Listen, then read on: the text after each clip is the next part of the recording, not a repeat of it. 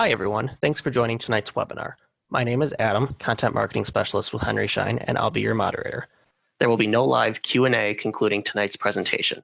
If you have questions pertaining to this topic, please email us at ppt@henryschein.com. Please make sure that your volume is up and any large applications are closed on your viewing device to ensure a smooth connection. This webinar is presented by Henry Schein Dental Business Institute, and no CE credits are being offered. Our speaker today is Dr. Thomas Snyder. Dr. Snyder is the Senior Director of Henry Schein Professional Practice Transitions. Tom, over to you. Good evening, everyone. Thank you for joining me tonight on a very interesting topic, something that I've been working on professionally for up to 30 years, so I'm kind of giving away my age, but I have a fair amount of experience in this topic, and I'm happy that we're able to share this information with you. So we're going to cover a lot of ground tonight. We're going to take about a 30,000-foot view of the partnership world, cover a lot of different areas. I'm sure there'll be lots of questions, and as Adam indicated, we'll be happy to answer them after the broadcast. So let's get started. We're going to talk about various business entities in establishing a partnership arrangement. Many of you doctors who have never been in a partnership are probably still a solo practitioner. So we'll talk about what needs to be done there. We'll also understand different ways to structure a buy-in and buy-out. Those are very critical components, obviously, in a partnership. And more importantly, we'll learn how partner income can be shared. Finally, we'll learn the key issues that must be addressed in a partnership agreement. If some of you have listened to prior broadcasts, I have been highlighting some information from the American Dental Association's Health Policy Institute. Since March of this year, they've been doing biweekly surveys of dentists, a pretty good sample size of general practitioners and specialists, all age groups. So the information is pretty statistically reliable. And there's a couple of points I want to mention this evening that do have some impact on your partnership planning efforts. This data is as of August 24th, so it's pretty recent. And what was found is that patient volume was estimated at 74% of pre-COVID levels. This value has been relatively unchanged over the last few surveys and suggests we are reaching a steady state of economic activity in dental offices. So that does have some implications when we talk about production goals, we talk about patient base size. The other thing that we've learned is that because of the requirements of PPE, that capacity of most dentists is at about 25% of pre-COVID levels, meaning what used to the number of patients that could be treated per day by a dentist has decreased because of the restrictions being placed on our practitioners to protect our dentists, our staff, and our patients. A very solid and good positive statistic, though, is that 75% of people who visited the dentist last year are comfortable visiting the dentist right now. Another 9% will be willing to go if they had some assurances from authorities like the CDC or the American Dental Association. However, about 14% of patients are waiting for a vaccine or a proven treatment for COVID-19. So we have a ceiling now. We're at about, if you look at patient ability to come to the dentist, we're at about 85%. So until those things occur, hopefully within the year, will we get back to what we consider normal. Another interesting statistic that I wanted to share with you that just came out in the most recent survey, they started asking questions of the respondents of various topics. And what we found out is that 50% of the respondents reported personal challenges with anxiety, financial problems, sleep quality, weight change, and/or depression during this pandemic. And certainly, if you're one of that 50%, it stands to reason there's been a lot of stress, uncertainty, and lots of things going on. We talk to dentists all the time, and we know some of the implications are pretty profound.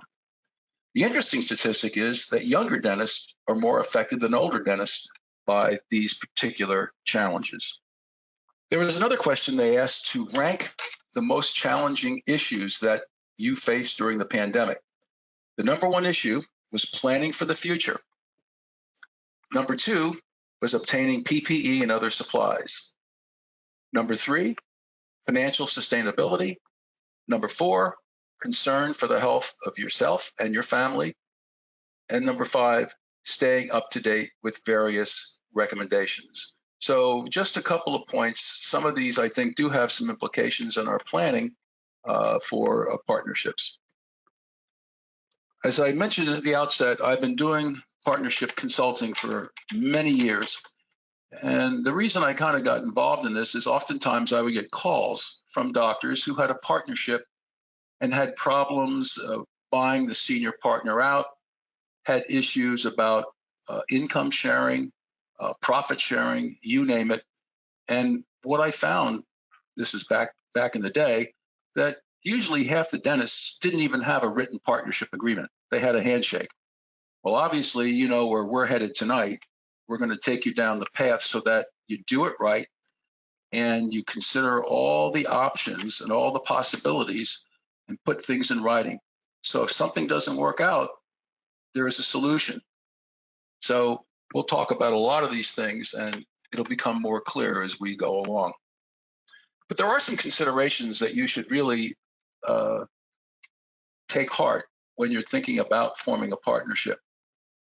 And one of the common questions I get from doctors is the following. Well, I have an associate who's been with me for a year or two, and I want to form a partnership for 3 or 4 years, then sell them the second half in a couple of years. I have found in my experience, again, I'm looking at my experience, basically, if it's less than 5 years, a partnership may not be the best option for a couple of reasons. Number one, as you're going to understand in this next hour, there's a lot of moving parts in a partnership. It's a lot easier to sell a dental practice than it is to form a partnership, and you'll understand why at the end of the evening. So I don't like to recommend partnerships if you're going to be together for 5 years or less. It's better to perhaps have a deferred sale in a couple of years, but what it gets back to is the planning part. Talk about transition planning. Are you financially able to do that if your time frame is shorter? So that has to be carefully considered. And I think it goes without saying that if you're a solo practitioner and you bring another doctor in, whether it's a new doctor that you may have found to join your practice as a partner or someone who's been your associate for a while, you're not going to earn as much money that you did than when you were a solo owner. But of course, you're going to get paid for the equity transfer. If you're a solo practitioner for 20, 25, 30 years, there's going to be less autonomy. You're going to have to share decision making. You're going to have to learn to negotiate and come to consensus. What about your operating overhead? If you're in the 70, 75% range, chances are the economics of forming a partnership may be pretty challenging.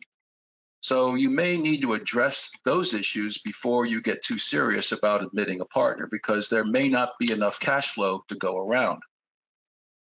Another consideration is the number of patients that you have. Last month, we talked about, are you ready for an associate, and looked at some numbers. And these numbers are adjusted lower than I'm showing you than what we have done traditionally pre-COVID. We're down to between 1,100 to 1,300 full-time patients for each doctor.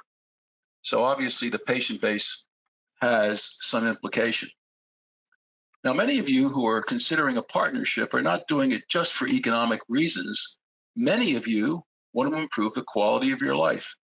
And given what we've gone through this year, many of you have really thought through the next several years of your life, and you want to enjoy things more.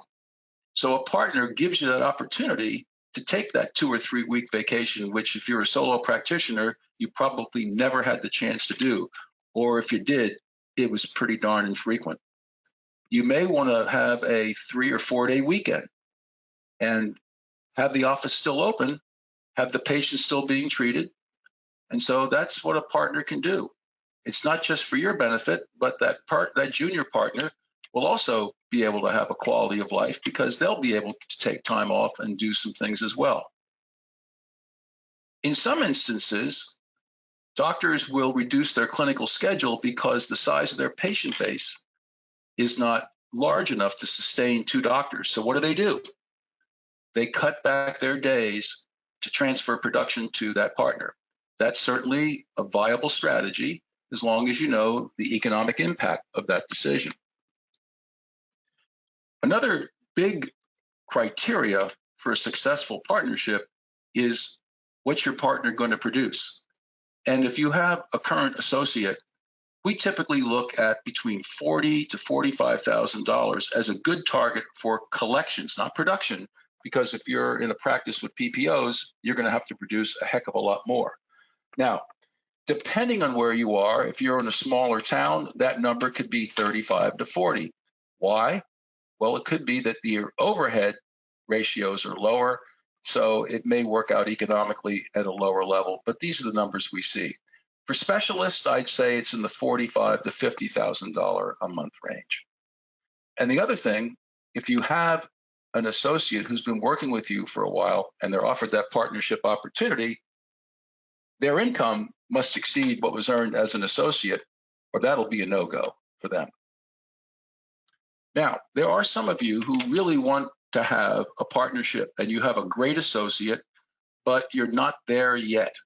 You want to lock them in, you want to form a partnership. So what we do is we create a deferred buy-in option. And this obviously is for solo practitioner with an associate or a new doctor coming in. And so it's really designed for when we don't have the production of the patient base to support it. So what do? We value the practice within the first year employment of that associate. We then lock that value in because what we want to do is grow that practice. Whether you adopt a new social media program, website, whatever you're doing, you maybe go out and buy another small practice of a doctor who wants to retire due to COVID because they don't want to practice anymore for a whole bunch of reasons, but you create this baseline. And what happens is that associate's going to work with increasing the production of the practice, and you're going to benefit because you're still making a profit on their efforts. But that associate won't feel that they're paying for something that they help contribute. Now, the only exception to the rule is typically if you buy another practice, rightfully that if you paid for that practice as a solo practitioner, you have to factor that into the equation. But if it's just straight production, increasing marketing and things of that nature, we like to lock that in so that associate can work as hard as they can. And you're going to benefit, even though you think you're giving up value, you really, really aren't because you're making more income on their efforts. So when it's time for the partnership to commence, we update that practice valuation at the time of the buy-in. And what we do is we consider time value of money. For example, if the value of your dental practice was $900,000 2 years ago, and it's time for me to become a partner, what should be paid? If we're going to lock it in, we take that $900,000 and we look at what its current value is, because even though we have low inflation rates, it's still an erosion of the dollar. $900,000 today is not the same as $900,000 in 2018. So what we do is we go to the Bureau of Labor Statistics website, and there's a tool called an inflation calculator. And you simply put in the date the valuation was done, the value of the practice, and you click calculate. And it will give you the value of that dollar amount 1 month behind, meaning if you went to the BLS.gov, you would get information through the end of August. Okay? So all you have to do is go to your browser, type in BLS.gov. On the home page is the inflation calculator. We use that all the time in all our deferred buy-ins and sales. It's a very fair way to make money equal based on time value. Now, another important component of a deferred buy-in is we have to create some numbers. We have to set some targets for the associate to reach. So we look at the practices, revenue, expenses. We set up a model. We set goals, whether it's 35, 40, 45, or 50. We then run the numbers to show what it would look like if we had a partnership. And then if those goals are met consecutively, 3 to 6 months, we know we're confident that a partnership buy-in can be initiated.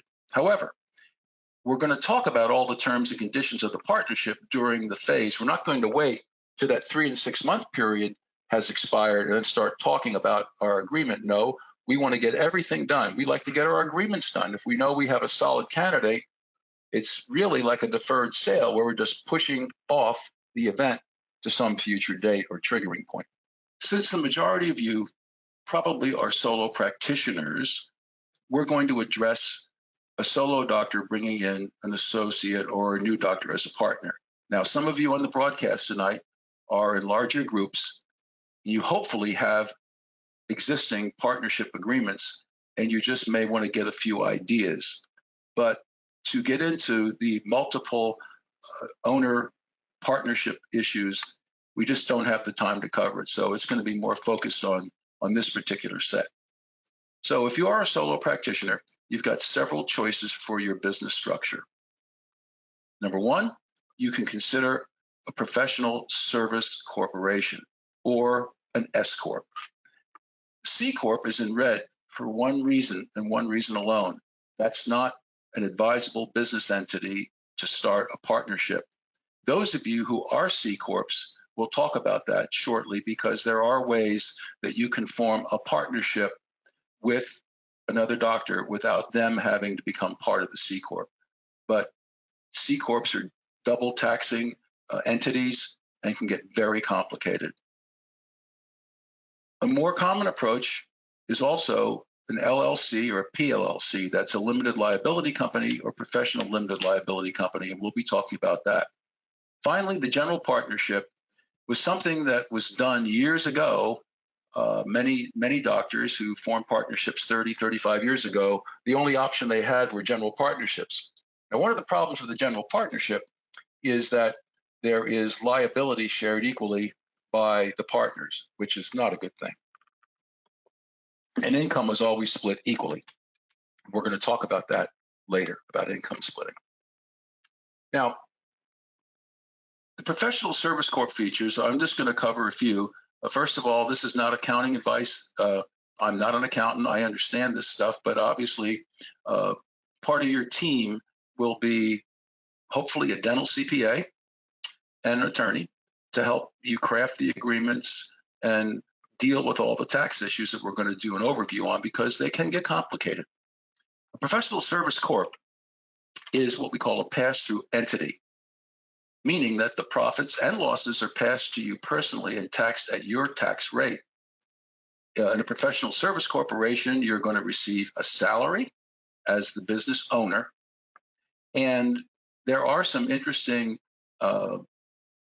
points. The new tax law a couple of years ago, it's called Section 199A, and you get a 20% reduction of net income with phase outs, meaning if you're married at 315 or above, those phase outs are not going to be as great as if you're making less than that.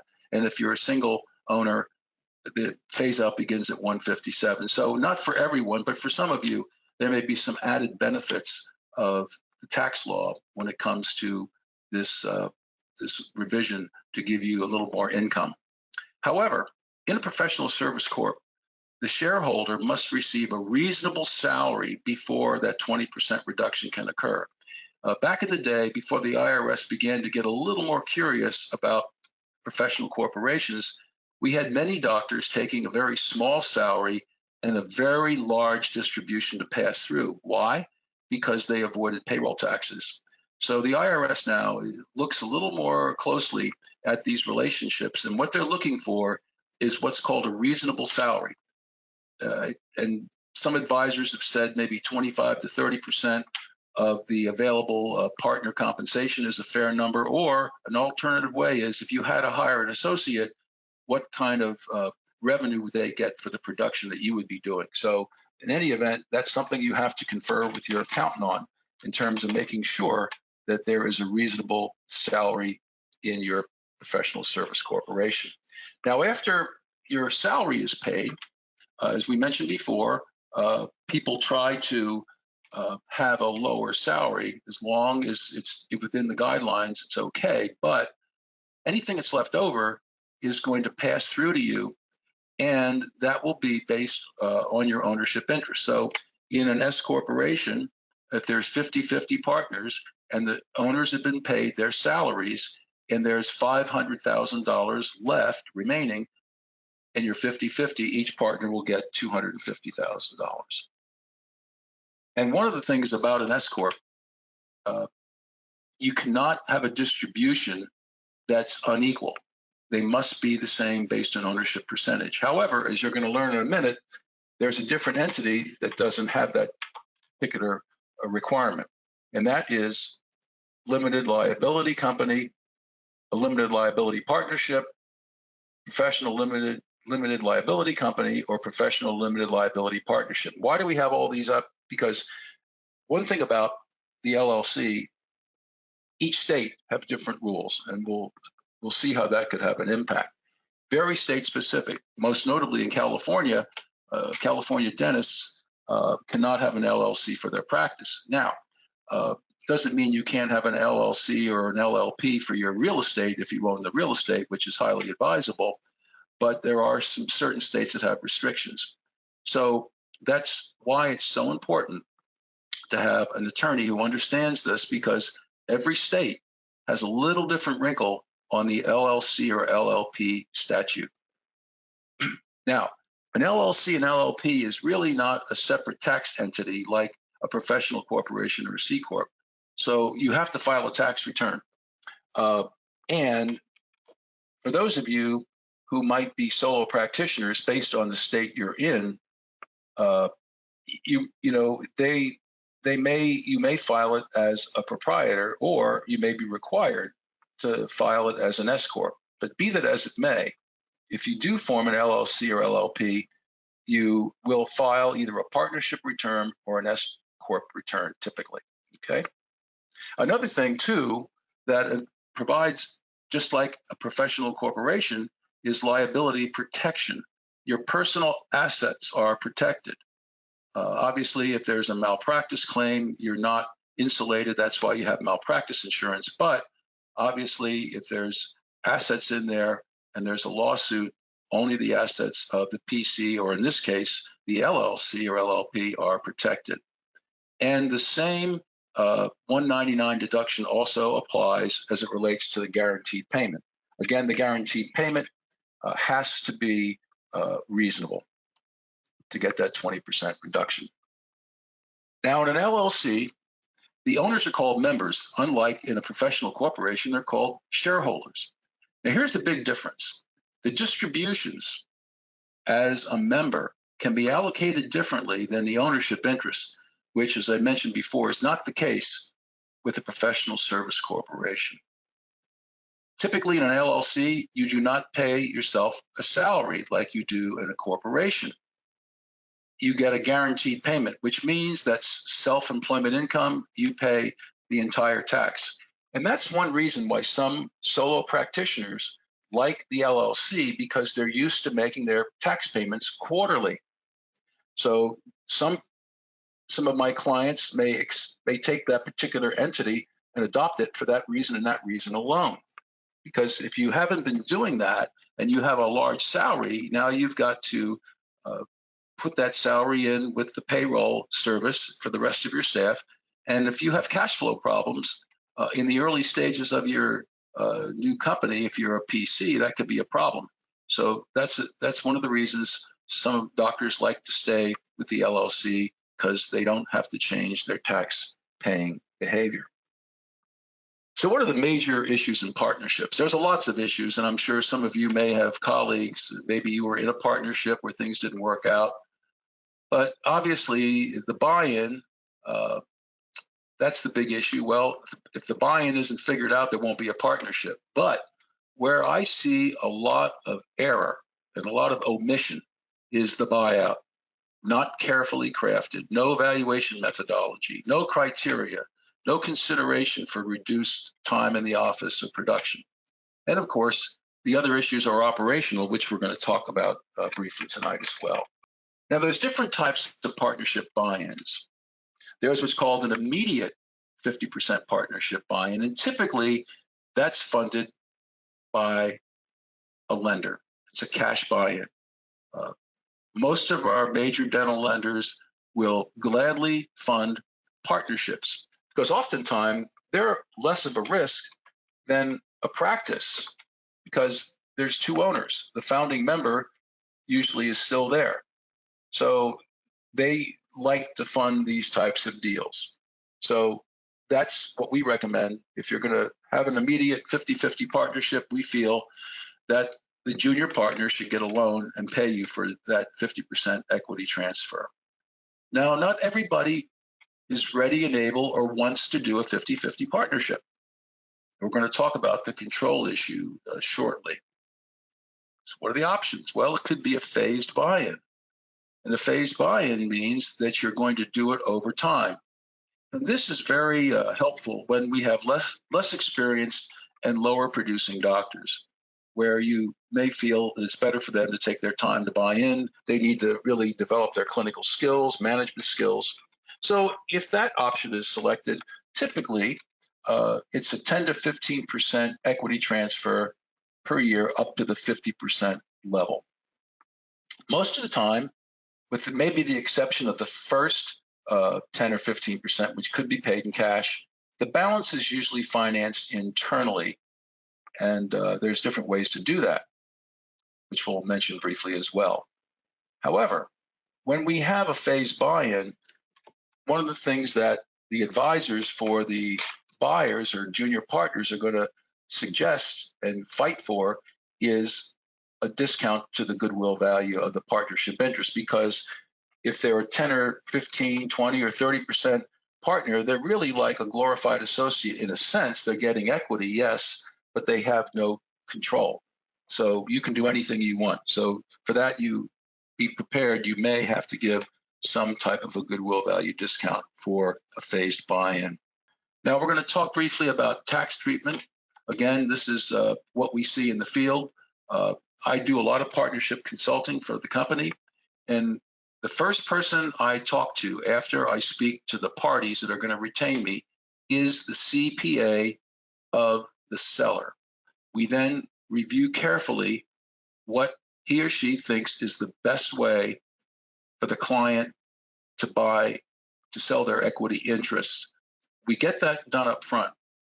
We then prepare an overview of the protocol of how we're going to form this partnership, and we let the junior partner and their advisors see how we're proceeding, because we really need to deal with it. And you'll see shortly why that's so critical.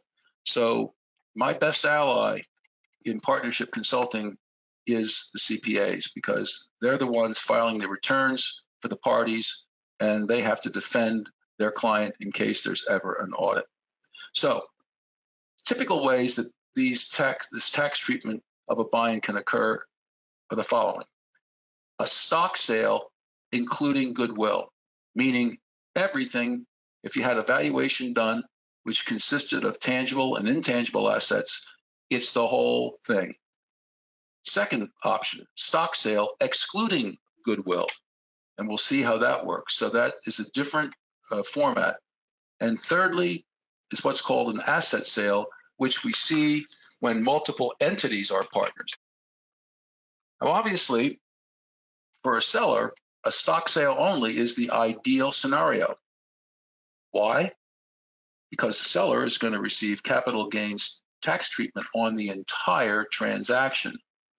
However, in consideration for the fact that, as you'll see shortly, there are some financial consequences to a purchaser buying only stock, there should be a reduction in sale price to accommodate the purchaser. So we always tell our clients, if you're selling stock and your interest is worth $500,000, you may not get $500,000. You might get 400 or 420. Again, it's based on a tax analysis, but that's the fair thing because you're not paying any ordinary income tax except on the accounts receivable that you may be receiving, which typically are not part of the valuation. And the other thing that a lot of accountants like the stock sale only, because it is admittedly has the least amount of tax risk in the unlikely event of an audit. Now, I mentioned before, it's important for the purchaser to get a break. Why? Because if they just buy stock, it's not depreciable. If I were to buy Goodwill, or I were to buy Goodwill, or I should say my entity were to buy Goodwill, I get a write-off over 15 years. But if I just buy stock, I get no depreciation, no breaks at all. More importantly, I pay for it with after-tax income. As you'll see in a minute, it becomes very expensive. And any interest is treated as investment interest and subject to certain limitations. Again, depending on the net worth of the person buying in, there may not be much benefit at all. Let's show an example now of how expensive this can be. Let's assume I buy the stock for $500,000 and I've got $94,000 of interest in my bank loan. So I'm going to owe $594. And let's say my tax rate is 32%. I'm going to have to earn $874,000 to pay for that stock interest. So it can be very expensive. Now, we're going to talk a little bit about three entity partnerships. We see a number of advisors nationally use this approach, and many times their client has a C corporation. And so what happens is, instead of two partners, two dentists forming a partnership, two business entities form a partnership. The entity of the host doctor or the founding doctor, the purchaser forms another business entity, and oh yes, we have a third entity called an operating company. And that operating company is the one who collects all the fees, insurance, and everything else, employs the staff, pays operational expenses, certain taxes, leases, rent, and the like. And then based on the income sharing formula that the partnership has designed, even if it's entities, whatever net income is due each entity or partner goes to that particular entity partner. And then any direct expenses, typically lab and supplies, not all the time supplies, but sometimes supplies, but usually always lab or other types of clinical related supplies, they're paid directly by the entity. And when we have a three entity partnership, what makes it attractive to a new doctor is that we can do what's called an asset sale. There's no stock involved because you each have your own entity. If I have a C Corp, I'm not selling my stock. So what's going to happen is that the junior partner will purchase a fractional interest, let's say 50%, in the fixed assets and supplies and receivables from the senior doctor's entity. And then the practice will purchase personal goodwill from the doctor. So that way, the purchaser's entity gets to write off the goodwill over 15 years, which is a significant tax benefit. And of course, it stands to reason that this is a more affordable method to the purchaser because of the ability to depreciate those tangible assets over 3, 5, 7 years, or take a Section 179. And as I mentioned before, they can amortize the intangible assets or goodwill, and any interest can be deducted pre-tax because the entity is the one taking out the loan with the guarantee personally from that owner of that entity. So it's a real nice win. But admittedly, it's more complicated, and there will be 3 tax returns to file during the life of that particular partnership. Now, I mentioned before, there's another variation on the theme, which is it's still a stock sale. However, what's excluded is the goodwill. And that's the majority of most practice values. Usually 75 to 80% of a practice's value is what we call intangible assets, or most notably, majority of it being goodwill. So what happens in this particular approach, that the tangible assets are allocated to the stock. So the seller's entity transfers the tangible assets. That's going to be paid with after-tax income because it is stock. And as we said before, it's going to be in that 25 to 30% of practice value. And that's usually paid in cash or in a note. Now, the majority, because we have taken the goodwill away from the stock, is going to be paid through a salary shift as a management fee. And so what that means is that the selling doctor has to report that income as ordinary income. Now, if I was going to be selling something 100% as stock, I'm paying capital gains on that. But now if 75 to 80% of my equity transfer is going to be classified as ordinary income, and depending on what state I'm in and what my tax bracket is, that could be pretty expensive.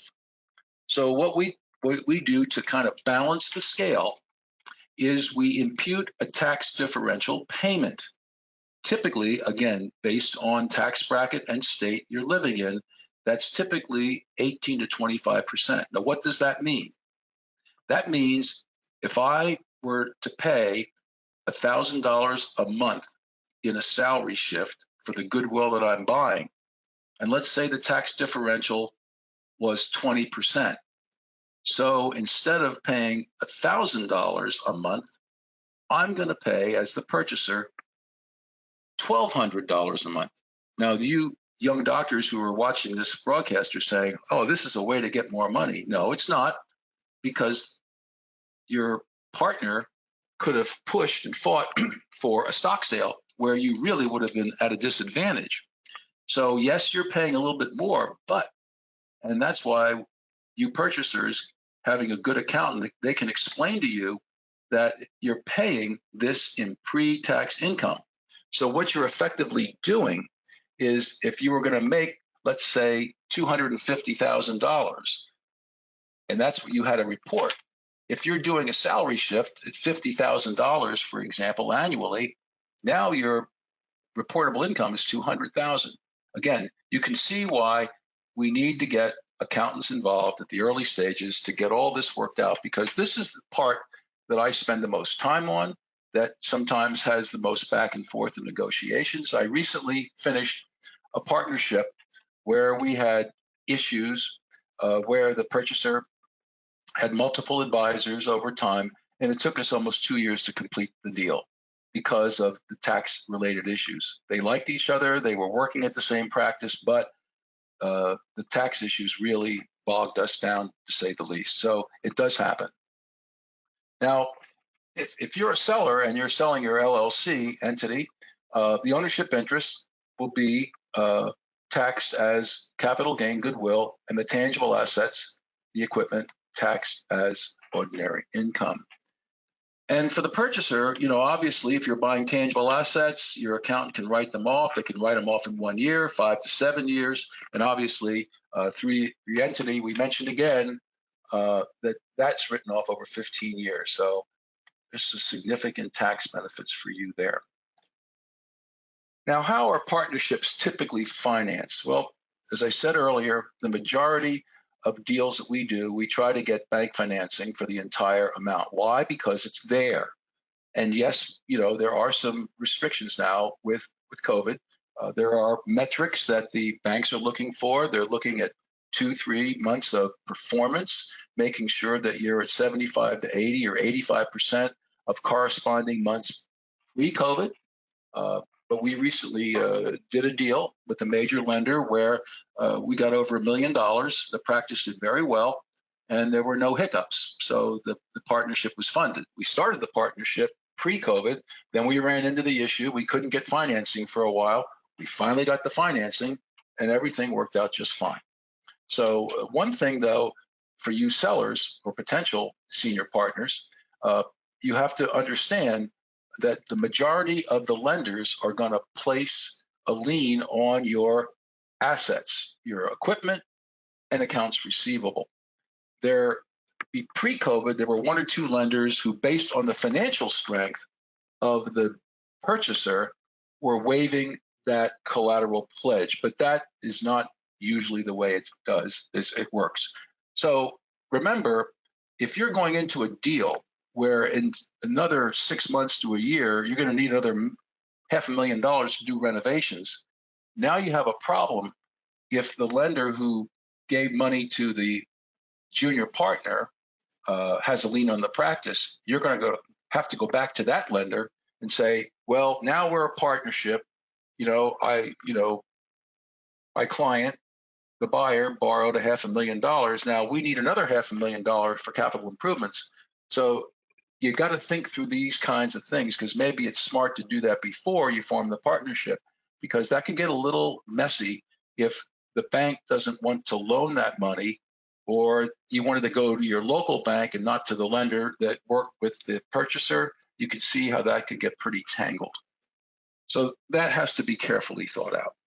Now, we sometimes run into problems when the selling doctor has a lot of practice debt, and there can be some adverse tax consequences to that debt and early retirement thereof. So again, you can see why it's important to have good accounting advice.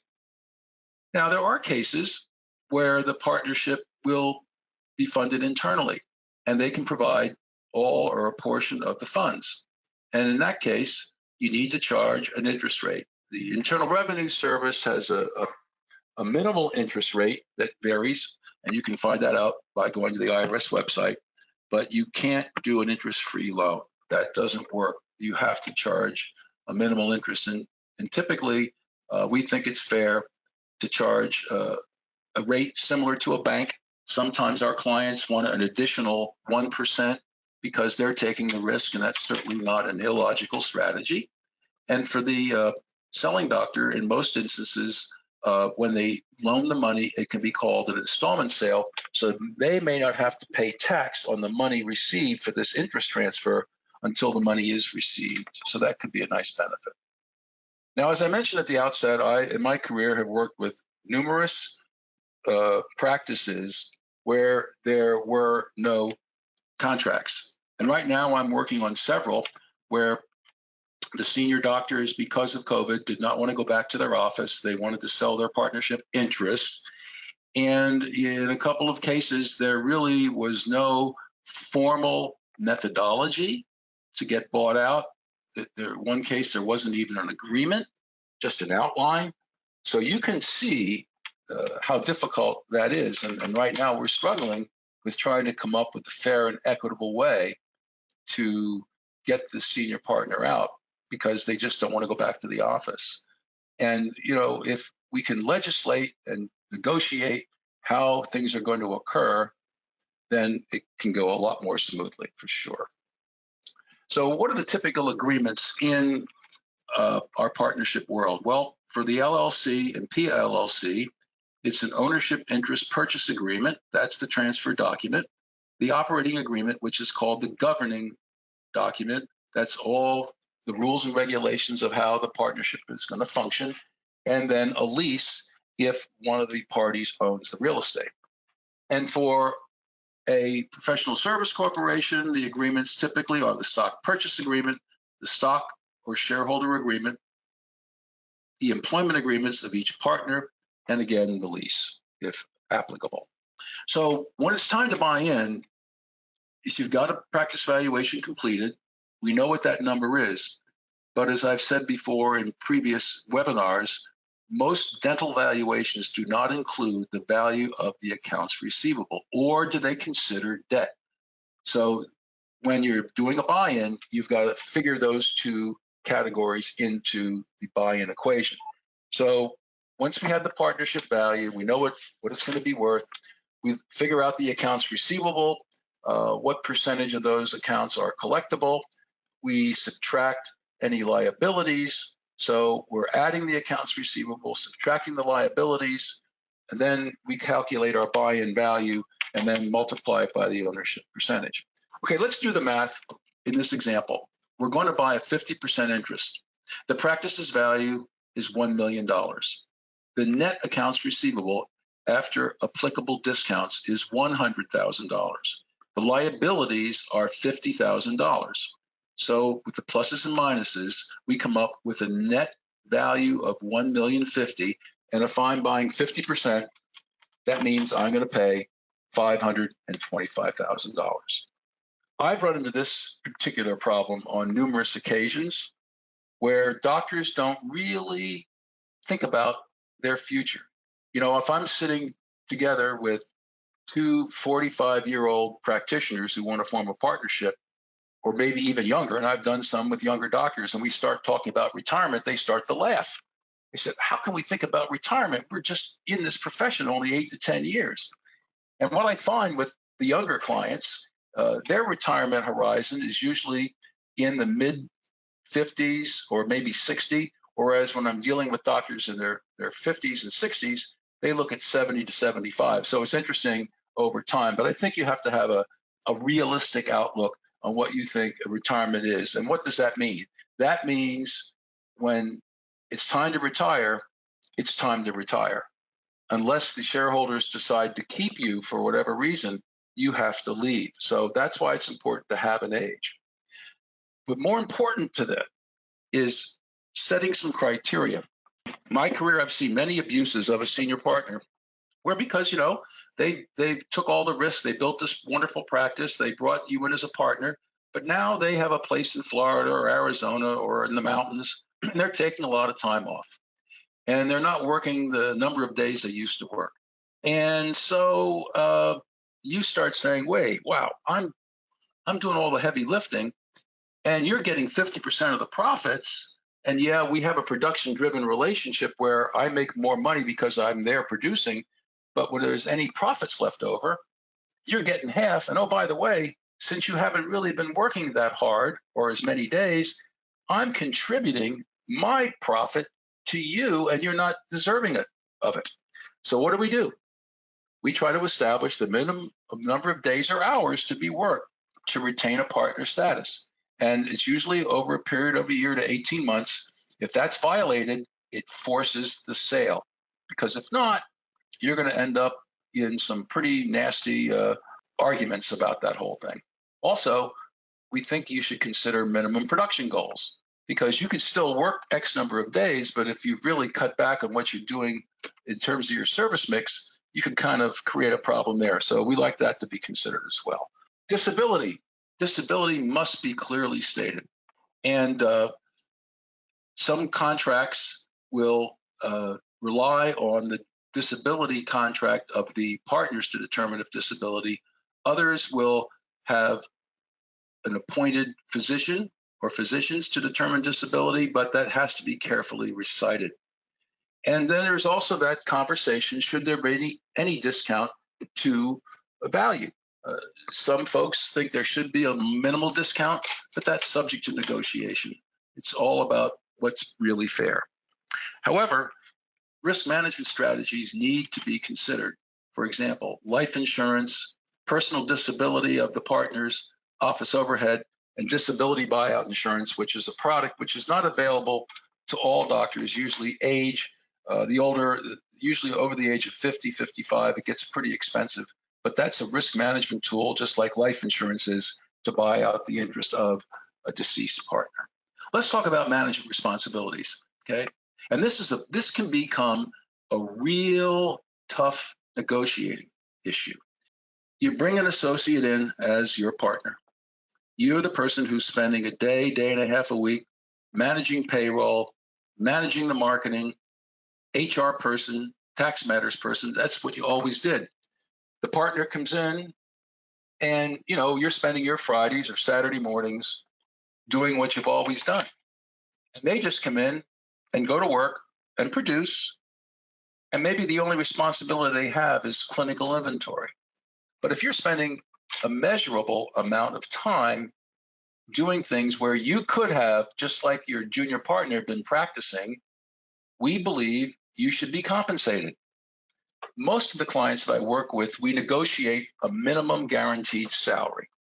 And that salary can be anywhere from $30,000 to $100,000. It really depends on what the senior partner is going to do. Sometimes that guarantee lasts for a period of years until the junior partner starts taking over other responsibilities of the senior partner. So there's an equitable distribution of administrative work. So that's something we have to negotiate through. And sometimes the younger doctors say, well, why are they getting this money? Well, who's going to do the work? If they stop doing the work, you're going to have to go out and hire a bookkeeper, maybe a marketing person. If this person's really got a lot of skills in that area, it's going to cost you money. And typically when we go through that analysis, most of the younger doctors say, I get it. It makes sense. I just don't want to pay this forever. So you negotiate the junior partner learning some of the business duties, and you can get away with that. Now, some doctors prefer not to have a guaranteed salary, and they come up with a small percentage of gross receipts. So if the practice grows, they get an increase in comp as well. If net profit grows, they get a percentage there. So there's 3 different ways to handle it. Of course, as far as the management issues are concerned, you have to have dispute resolution protocol written into your agreement, whether it's arbitration boards or outside advisors. You've got to be able to handle that in case there is a deadlock if you're a 50-50 partner. Let's talk about a premature departure of a partner. Junior partner joins the practice, and after 1 or 2 years decides to leave.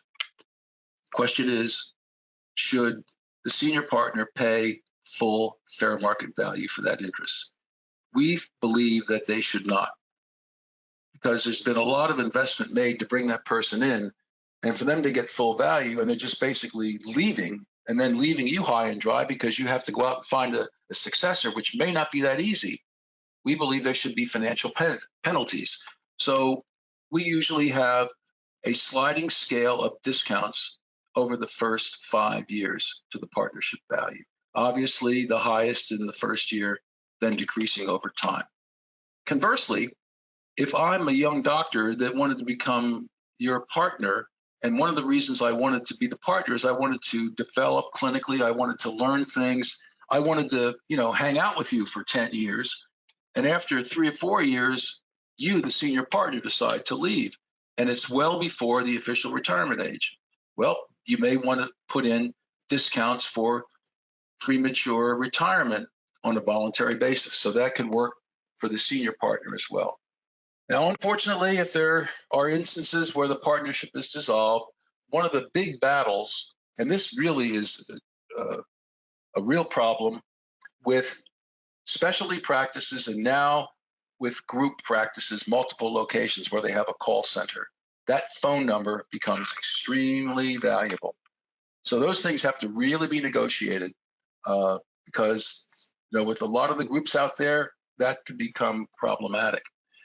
And who remains in the facility if someone leaves? Are there any outstanding lease obligations? Because if both of you are signed personally on the lease, you've got to deal with that because the landlord may or may not let the person who's leaving off the lease. So you've got to negotiate that, get your attorneys involved to figure out how that's going to be handled.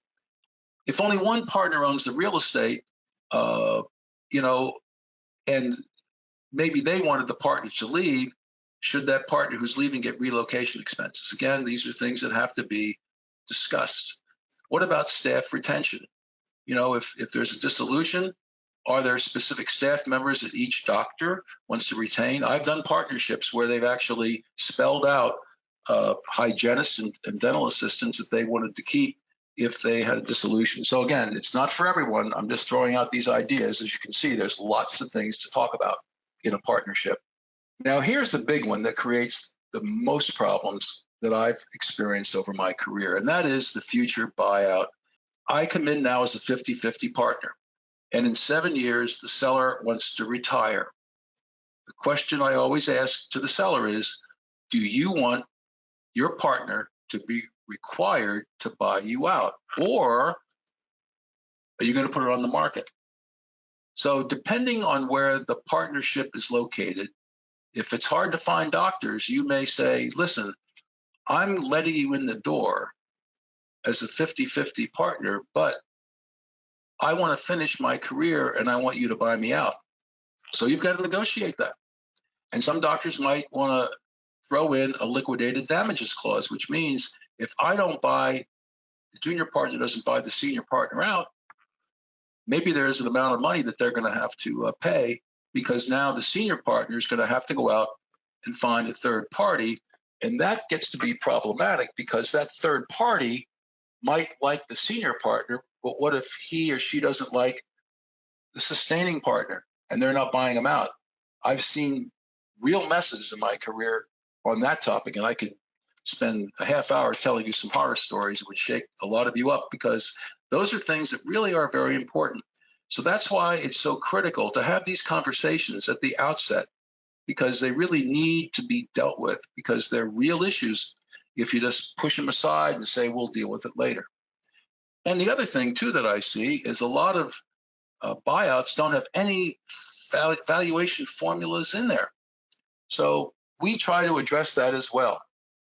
One of the things we feel philosophically is this: if we have an equal partnership and the senior partner has been decreasing their time commitment and their production in the office, and we do evaluation for at their retirement, should that partner get 50% of the value of the practice when it is then done in the future?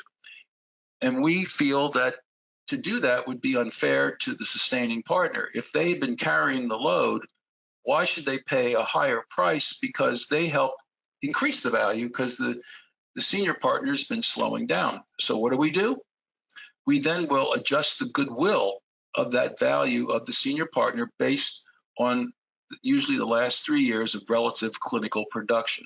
So for example, if the senior partner is producing 40% of the partner clinical production for the last 3 years, when it's time to carve up the goodwill, let's assume there's $1 million of goodwill and there was a $300,000 of tangible assets.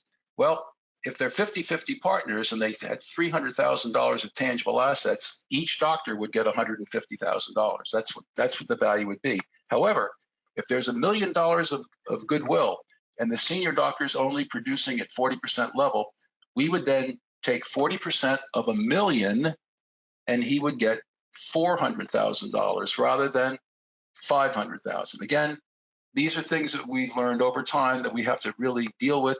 And most partners, when we talk about this, get it and understand it. Again, it avoids a lot of problems at the end, and that's what we're trying to do. Now, the other thing, too, is looking at the future partner buyout. Will the retiring partner remain as an employee, or is there going to be a new doctor replacing that outgoing partner? So those are things you have to think about as well. Obviously, how is that paid for? We typically try to get most of our clients who are going through a buyout to be paid in cash. Again, going to the bank again and getting cash for the buyout. Now, there are some folks that like to use deferred compensation. Deferred compensation would be ordinary income to the selling doctor. That's paid out over time. That's basically, that would be an internally financed buyout. And one of the problems with deferred compensation is that you can't have a restrictive covenant on the seller. Now, if it's an older doctor and you know they're not going to be practicing anymore, that may not be an issue. But on the side of the seller, unless there's recourse, if that deferred comp isn't paid for whatever reason, there's a risk of not getting full payment. So again, we try to go for cash buyouts as much as possible. Now we'll finish up just a little bit with partner income sharing.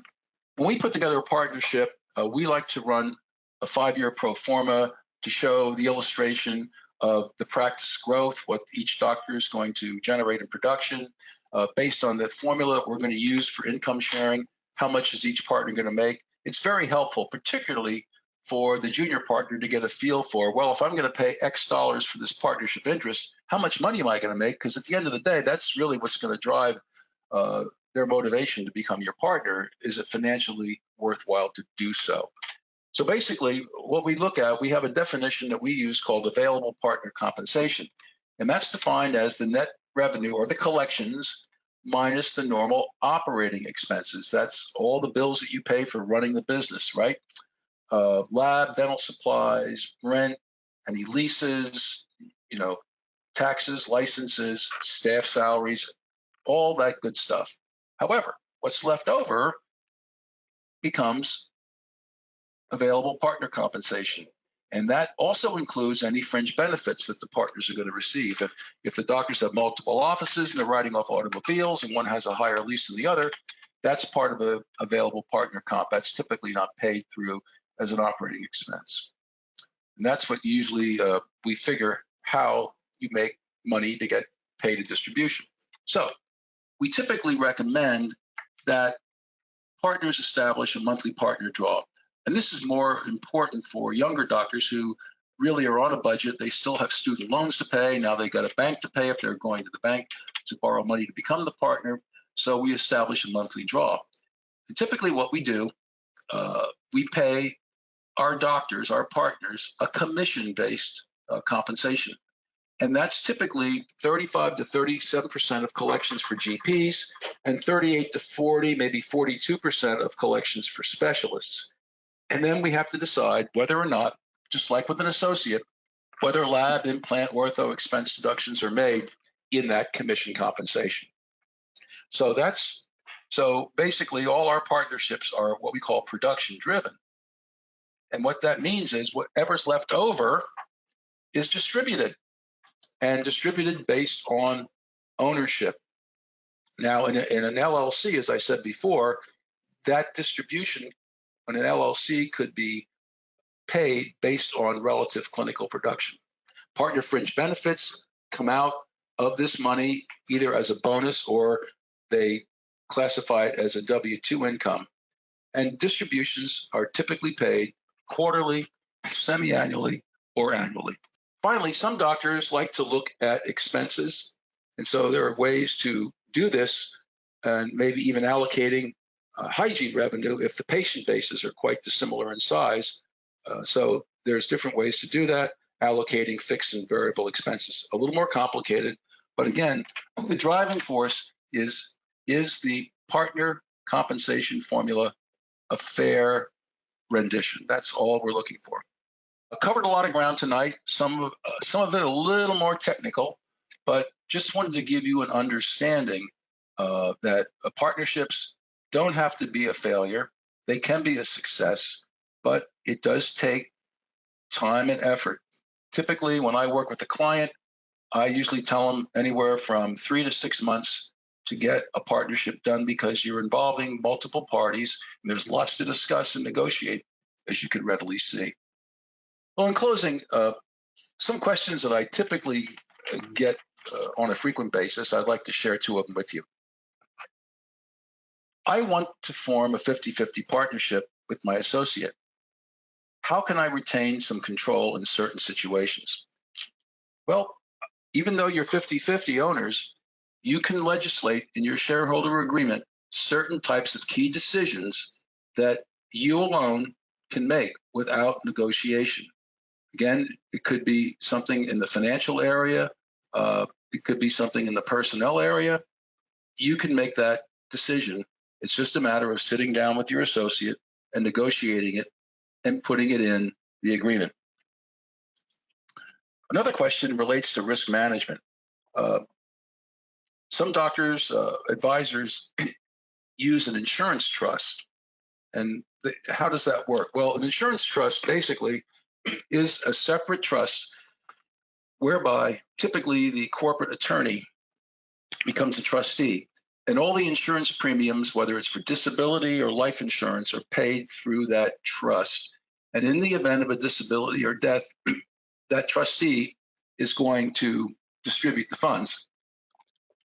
In some states, particularly for life insurance, an insurance trust is helpful because it can avoid some probate costs. If you have any questions, feel free to send them to us because I'm sure you will have some. You can either go to our website at www.henryscheinppt.com or you can email us at ppt@henryschein.com or call our corporate office at 800-988-5674. Adam, it's been a pleasure working with you this evening. I wish you all continued success for the end of the year and look forward to speaking to you again sometime in the future. Thank you.